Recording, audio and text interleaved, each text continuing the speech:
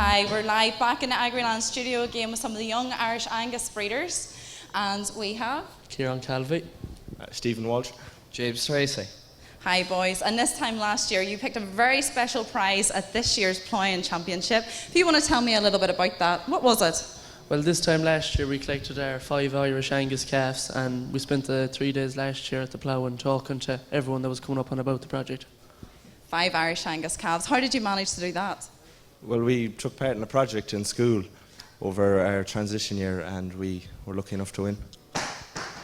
Brilliant. And you had 1 year to work with the calves, is that right? And you had to come up with a project. Who wants to tell me a bit about that?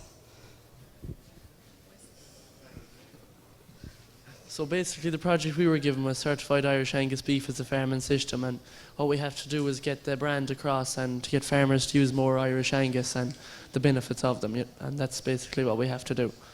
And how do you go about doing that? How did that actually happen for you? So basically what we've done is we've went to fairs and to marts and to shows and basically shown the benefits of using Angus and for the consumer on the meat, the quality of it, and basically it's just the Angus beef is best. Great. And I've got to ask, you started out with 5 and I want to know a little bit how they're getting on now. They're all still going well, are they? They're doing very well, yeah. They're putting on about 1 kilo a day, and they're about 550 the bullocks, and the heifer is about 520 kilos. She's a bit lighter, but they're doing very good. Brilliant. And who's been doing the work with them? Who's been looking after them and housing them and feeding them, checking on them?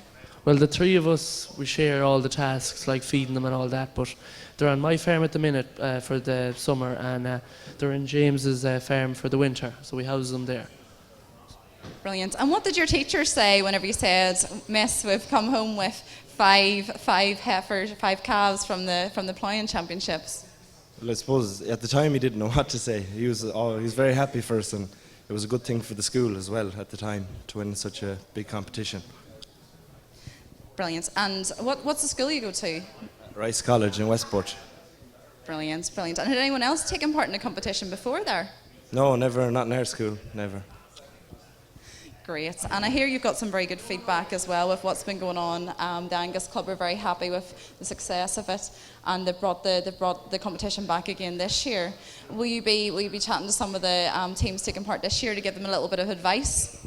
Yeah, we were talking to them there. We visited the stand earlier on, and we're just telling them of the experience for the year, and it's a great year, you know what I mean? You go on trips, and it's a great outlook on for the career you might choose in a couple of years' time, so it's a great eye-opener, to take part in the competition. And how has it made you feel about the breed? Has it changed your perception maybe of different beef breeds, or made you, even think more about, rather than just the colour or their temperament, about maybe the more productive measures of what makes a good beef breed? Well, the demand, what the consumer is looking for is a lighter carcass, and the Angus offers all that, and they're an easier kept breed.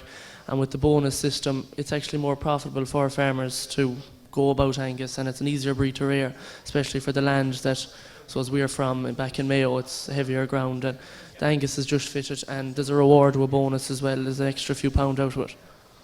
And boys, tell me a little bit about your backgrounds as well. We'll start with you.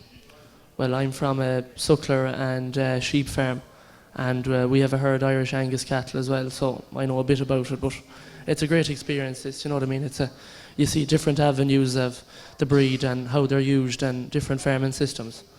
And have you learned anything from doing this project that maybe you've decided to bring back to home? Maybe you're telling your family you want to try something different because of this? Well, absolutely. Like traditionally we be continental-based cattle, but looking at the bonus, and there's more money out of it, and they're an easy animal to rear. So Angus, to be honest, to our farm is going to grow, and hopefully it'll be a viable option into the future, because it's not easy to make money on Irish farming at the conditions we're under at the moment. And Stephen, what about you? What kind of background are you from? I came from a sheep farming background. To be honest, before this competition I had no knowledge of cattle, so it was a great experience for me to learn all this stuff. That's absolutely brilliant. And has this made you want to start farming cattle as well, or what's the future for you? Maybe in the future, I haven't really decided yet. And what does the family think? Oh, they're very interested in it, and they think there might be a future in it. Maybe. He's not giving too much away, is he? And what about yourself, James? I'm mostly sheep. Okay, and whereabouts are you based then? Where's the farm? Yeah, I've been in Killawalla in Westport. Be outside Westport. Brilliant. And tell me a wee bit about what you do with the sheep then at the moment. What? Well, you have to dose. You have to dose them and feed them and look after them, I suppose. Move them around. And has this made you maybe think about starting into beef as well? How's this changed your thoughts about it? Well, we would have cows through the years, like, but we don't anymore. But we might get back into them again. I don't know.